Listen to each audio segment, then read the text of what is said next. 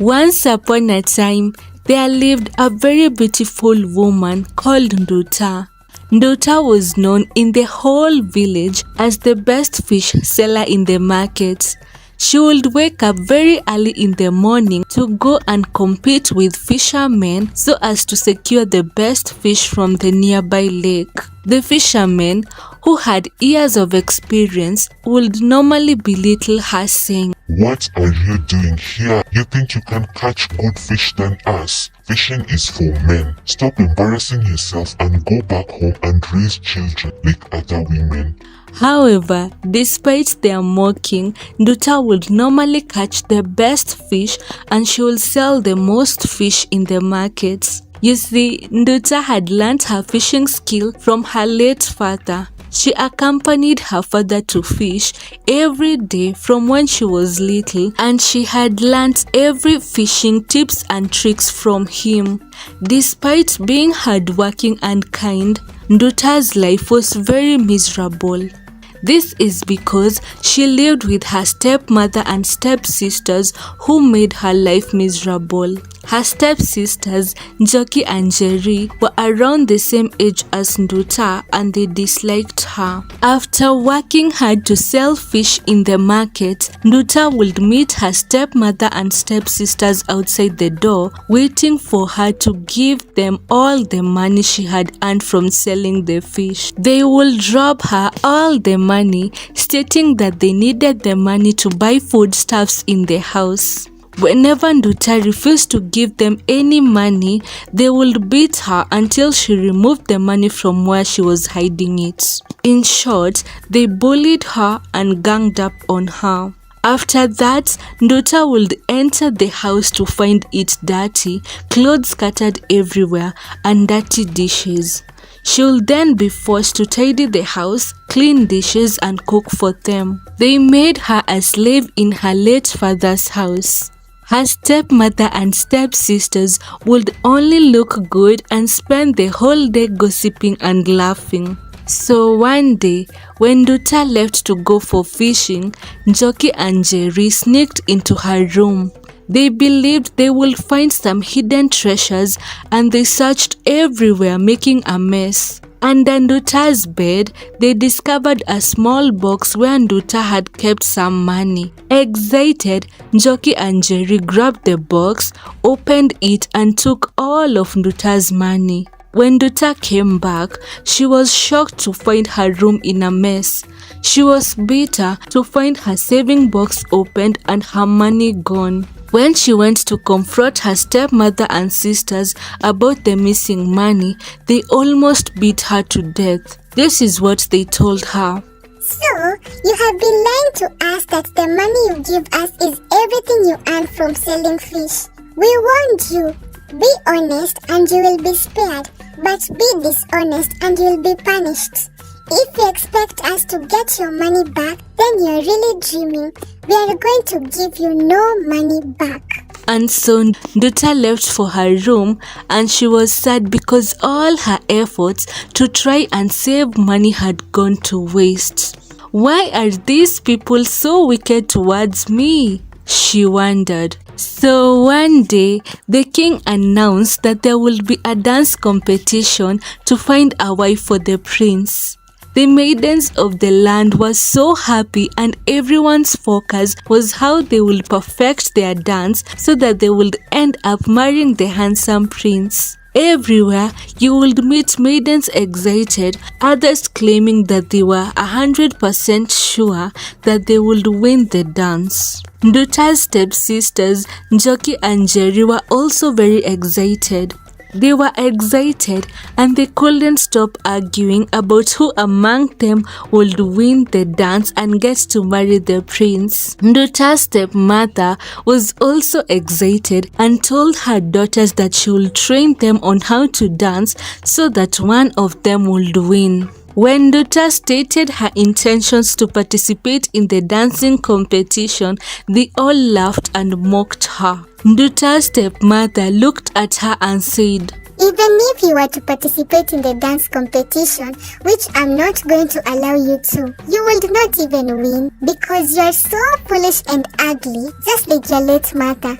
So let me save you the embarrassment by refusing to allow you to go for the competition. Nduta was very sad after hearing this, but it did not bother her much. So every night when all the maidens would meet in the village square to practice their dancing moves, Nduta was locked in the house so that she would not go. Maidens would practice their singing and dancing while they enjoyed their time together. However, the maidens disliked Njoki and Jerry because they saw themselves better than everyone else. Meanwhile, when Nduta was locked in the house, she would practice dancing all by herself as she remembered how her mother used to dance.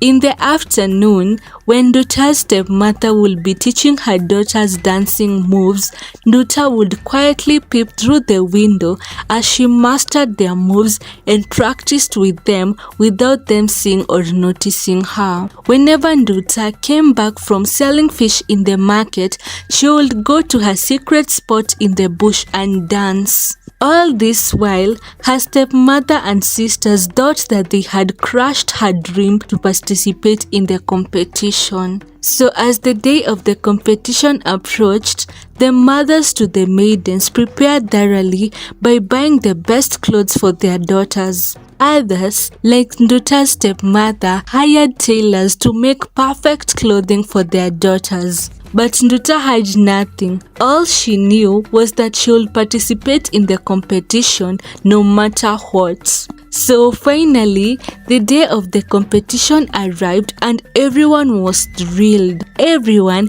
including men, women and children, went to the king's palace to witness the great event. All the maidens were looking fabulous in their outfits. Nduta's stepsisters, Njoki and Jerry, wore their new tailored clothing and they looked perfect. They kept admiring themselves in the mirror as they told Nduta, Nduta, one of us today will be crowned the princess. Oh, but sorry, you'll not be there to witness our wins. Anyway, make sure you look after the house well, and after the competition, we expect to find delicious food cooked in this house. Are you listening, you bastard? Nduta just looked at them and said, Yes, you will find food, and good luck in your competition. As they locked her inside the house, Nduta admired how smartly dressed her stepmother and stepsisters were. Nduta was left locked inside, wondering how she would open the door and go for the competition. Nduta tried to unlock the door severally, but she was unable to do. Suddenly, the spirit of her father appeared and he said, Nduta, my daughter, please stop crying. I am going to help you, my daughter. In a few minutes, somebody is going to open this door and give you some beautiful clothes. Wear them and run to the king's palace because the dancing session is about to end. Dance with your whole heart and the crown will be yours. And with those words, her father's spirit disappeared. Suddenly, the door was opened and an old woman gave her beautiful clothes and told her to dress up and hurry to the king's palace.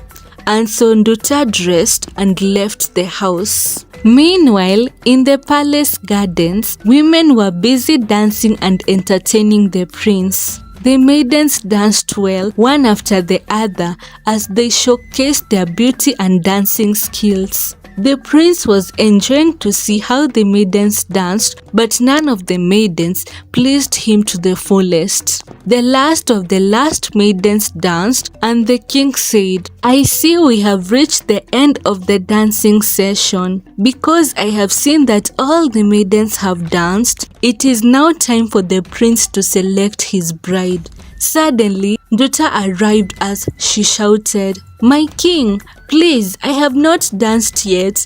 Please, let me show you what I can do. Nduta's stepmother and stepsisters were shocked to see Nduta looking all pretty in new clothes, and they wondered who had opened the door for her. The king agreed to Nduta's request and the musical instruments were played. Nduta started dancing and immediately everyone was hooked by her dancing. As Nduta danced, she shook her waist, she smiled and danced with so much passion that everyone's focus, including that of the royal house, was on her. The audience was drawn to her like a magnet, their cheers and applause filling the air. The elders, who had initially doubted her, nodded in approval, recognizing the extraordinary talent displayed by Nduta the fish seller. Meanwhile, Nduta's stepmother and sisters watched with a mixture of surprise and resentment. They were bitter and angry that people enjoyed Nduta's dancing. Suddenly, the prince stood up and went closer to Nduta as he knelt, saying, "You have won my heart and that of your people. Please, will you be my bride?" Nduta then smiled in disbelief as she said, "Yes, I will be your bride and the new princess of this land." So, what's the moral lesson? This story teaches us that at the end of every tunnel, there is light. At the end of suffering and hardships, there is joy and happiness. This story also teaches us that we should always treat others with kindness and respect and do good deeds to others. Anyway guys, that was it for today's story. I really hope that you enjoyed it and learned something out of it. I hope to see you in my next video. Kwaheri.